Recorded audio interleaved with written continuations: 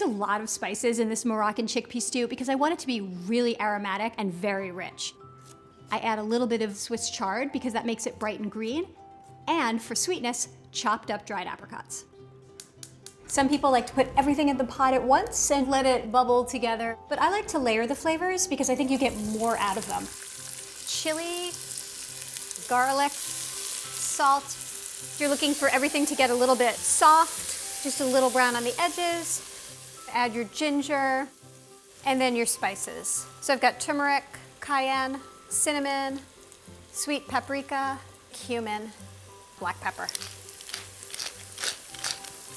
Make sure that you are toasting these spices. You should smell them before you add anything else to the pot. And then now I'm gonna add tomato paste. Let that get nice and caramelized.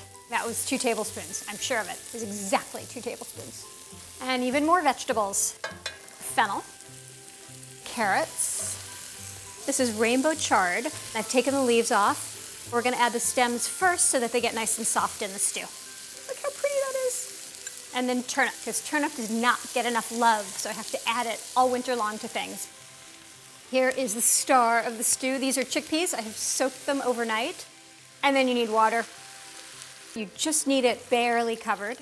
Ah, silence. When you add the water, it all goes quiet.